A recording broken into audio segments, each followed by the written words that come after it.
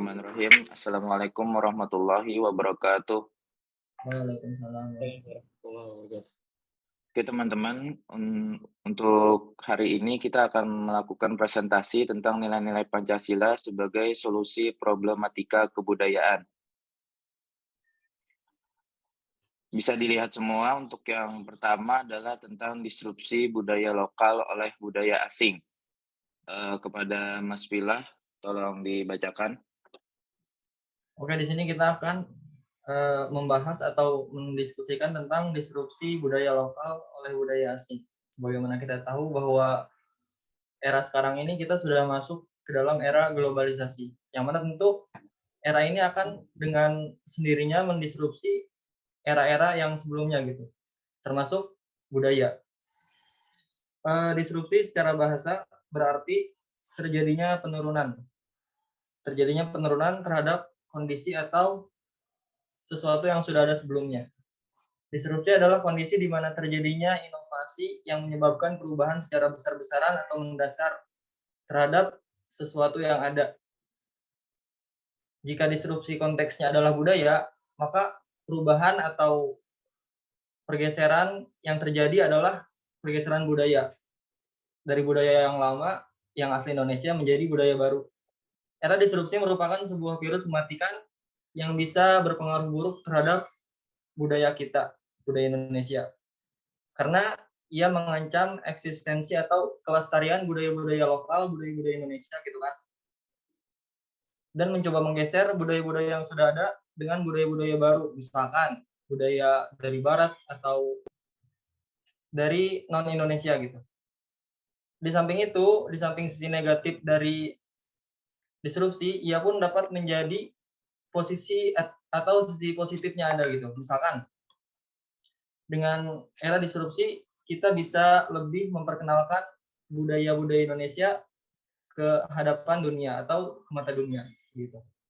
Lanjut. Oke, selanjutnya kepada Mas Tesal, tolong dibacakan. Pengaruh disrupsi budaya. Bebasnya setiap orang untuk bertukar ide, nilai ideologi, dan budaya tanpa mengenal sekat atau batas-batas wilayah. Adanya kemudahan menerima dan menyebarkan informasi melalui media digital yang mendukung hal ini. Era disrupsi dewasa ini ditandai dengan semakin derasnya distribusi budaya lintas negara. Hal ini menjadi ancaman sekaligus peluang tersendiri bagi bangsa Indonesia. Era disrupsi ini adalah fenomena yang tidak terelakkan lagi oleh setiap umat manusia. Oke, kemudian pencegahan efek disrupsi masif terhadap budaya. Yang pertama adalah mempelajari budaya lokal. Kemudian yang kedua adalah mengikuti kegiatan-kegiatan kebudayaan. Yang ketiga adalah mengenalkan produk budaya Indonesia ke kancah internasional. Yang keempat adalah menjadikan budaya dan Pancasila sebagai identitas. Yang kelima adalah mengekspor barang kesenian.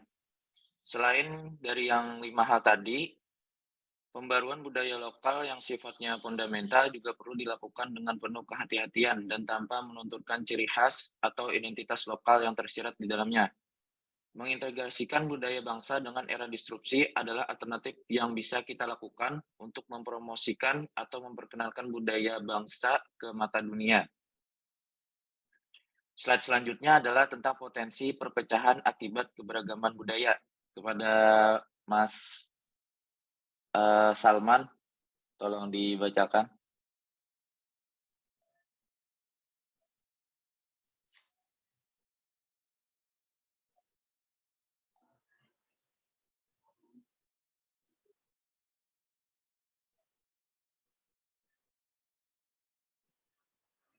Mas Salman.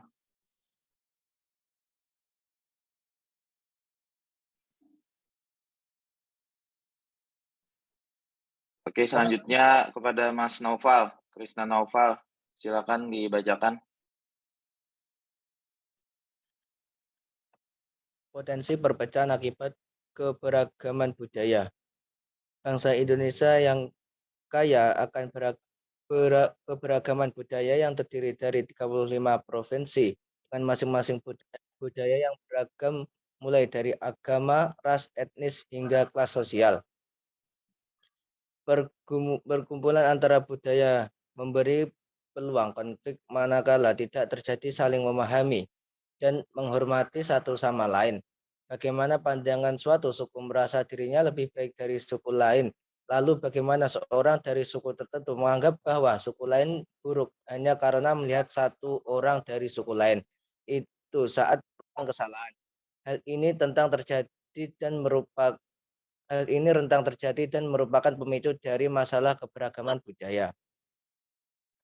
Oke, jadi untuk potensi perpecahan akibat keberagaman budaya, bangsa Indonesia yang kaya akan keberagaman budaya yang terdiri dari ini 30, sekarang itu ada 37 provinsi dengan masing-masing budaya yang beragam mulai dari agama, ras, etnis, hingga kelas sosial. Baik, untuk selanjutnya peristiwa perpecahan akibat keberagaman kepada Mbak Lia Setia, tolong dibacakan. Peristiwa perpecahan akibat keberagaman, konflik antar suku yang terjadi antara suku Dayak dan Madura. Selain itu, adanya isu-isu budaya serta pandangan-pandangan yang muncul antar suku juga dapat menimbulkan konflik. Misalnya, adanya pandangan stereotip antar suku, lalu diskriminasi terhadap suatu suku yang masih sering muncul, serta mikroagresi, isu-isu budaya seperti stereotip, diskriminasi, serta mikroagresi renta terjadi dalam interaksi antar budaya. Oke, selanjutnya adalah upaya untuk menghindari perpecahan bangsa. Kepada Mbak Nashwa, tolong dibacakan. Baik, selanjutnya upaya untuk menghindari perpecahan bangsa. Yang pertama ada preventif. Secara preventif, yakni mencegah terjadinya masalah sebelum masalah tersebut terjadi. Misalnya dengan mengembangkan sikap toleransi, kerjasama, latihan bersama, dan lain sebagainya. Yang kedua, represif. Upaya mencegah perpecahan secara represif adalah upaya mengatasi pada saat atau setelah terjadi masalah. Misalnya pembubaran paksa, penangkapan, dan sebagainya. Yang ketiga, kuratif. Pencegahan perpecahan secara kuratif, yakni upaya tindak lanjut atau penanggulangan akibat masalah yang terjadi. Cara ini dilakukan untuk mengatasi dampak dari masalah yang terjadi. Contohnya ialah perdamaian, kerjasama, pendampingan bagi korban kerusuhan, dan lain sebagainya. Oke, yang selanjutnya adalah perwujudan sikap saling toleransi dan menghormati. Kepada Mas Jaya, tolong dibacakan. Perwujudan sikap saling toleransi dan menghormati. Ikut melestarikan kebudayaan Indonesia, misalnya dengan mempelajari bahasa atau tari daerah, tidak menjelek-jelekan kebudayaan daerah lain, menghormati pemeluk agama yang sedang beribadah, mengembangkan sikap nasionalisme, menghormati sesama tanpa membedakan suku, ras, agama, dan status sosial, mengharumkan nama bangsa, misalnya dengan mengikuti lomba tari tradisional, berteman dengan siapa saja tanpa memandang perbedaan. Oke, selanjutnya degradasi moral dan kecintaan anak muda terhadap budaya. Kepada Mbak Zahroniah, tolong dibacakan. Degradasi moral dan kecintaan anak muda terhadap budaya Indonesia. Degradasi adalah sebuah bentuk penurunan atau kemunduran dalam suatu konteks tertentu. Penurunan tentang pangkat, mutu, moral, dan sebagainya. Kemunduran atau kemerosotan sikap atau perilaku tidak bermoral yang banyak kita jumpai. Sudah tentu bertentangan dengan prinsip dasar bangsa ini, yakni Pancasila. Sila kedua berbunyi kemanusiaan yang adil dan beradab. Secara gamblang dapat kita temukan dan ambil kesimpulan bahwa adab merupakan suatu perilaku yang harus dimiliki oleh setiap masyarakat Indonesia. Oke, kemudian untuk selanjutnya adalah kasus degradasi moral. Kepada Mbak Kaila, tolong dibacakan.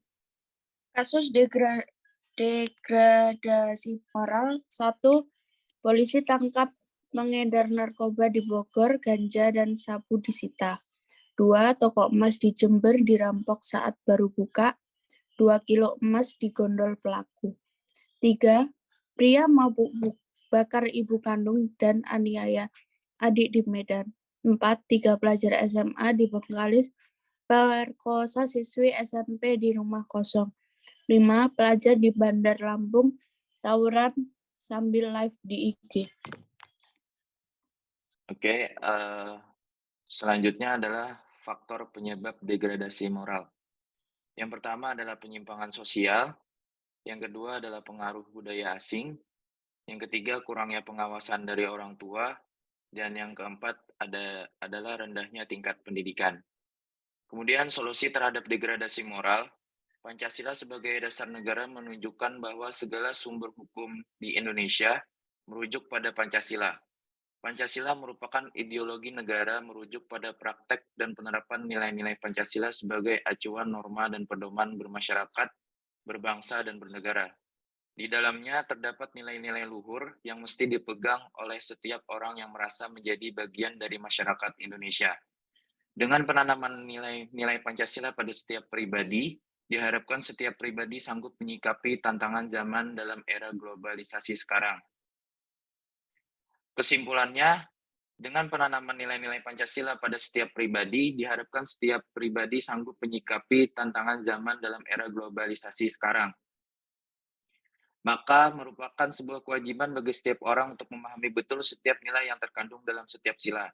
Tidak hanya memahami, setiap orang juga perlu menerapkan nilai-nilai tersebut dalam sikap dan perilaku sehari-hari. Jika setiap orang sudah memahami dan menerapkan nilai-nilai luhur yang terkandung dalam Pancasila, maka sejatinya ia sudah mengambil langkah dalam menyikapi dan mengatasi problematika budaya yang menjangkiti bangsa Indonesia.